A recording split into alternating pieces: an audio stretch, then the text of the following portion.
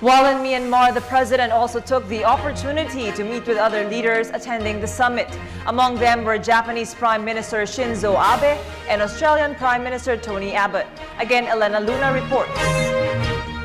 President Aquino was able to forge closer bilateral relations with two ASEAN dialogue partners, Japan and Australia, while attending the annual regional meeting in Myanmar. Our ties have really gotten that much closer, and the desire to make it even that much tighter and closer. It was the second bilateral meeting this year for President Aquino and Japanese Prime Minister Shinzo Abe following the chief executive's Tokyo visit last June. フィリピンは基本的トラスト、そして戦略的利益を共有する戦略的パートナーであります。関係を一層強化し、共通の課題に共に取り組んでいきたいと思います。 Your Excellency, the Philippines is a strategic partner for Japan, sharing basic values as well as strategic interests. And I look forward to further reinforcing this relationship to address common challenges. During the meeting, President Aquino reiterated the gratitude of the Filipino people for the help given following the devastation of Super Typhoon Yolanda and the assistance for the success of the Bangsamoro Agreement. He extended sympathies for the Japanese people who were victims of recent calamities. And we'd like to express on behalf of our people our sincere sympathies and earnest hope for the swift recovery of those affected by the Mount Ontake volcanic eruption and the typhoons Phanpon and Mongpong.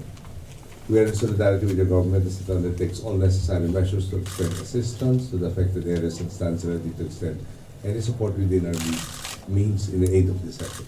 During the interview with the Philippine media delegation, President Aquino disclosed Japan committed to give the Philippines more assistance that includes sponsoring a study on the feasibility of having a subway system in Metro Manila. Renewed assistance.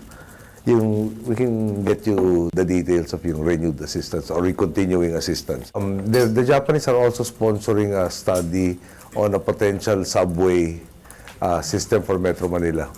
There's assistance already for the light rail networks. No? Siyempre, we discussed also in passing the common stance with regards to settling the issues in the South China Sea based on the rule of law, no? And international law.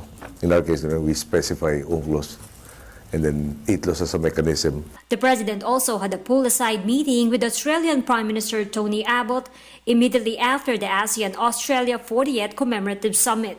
He personally thanked Australia for helping Yolanda victims and for being a partner to the peace agreement with the Bangsamoro. So Australia, remembering Colombo Plan, no? That's also being offered to us, wherein Australian students will take their schooling in schools within the region, meaning the ASEAN region. So developing the people-to-people networks and exchanges. For the People's Television, Elena Luna, Nipido, Myanmar.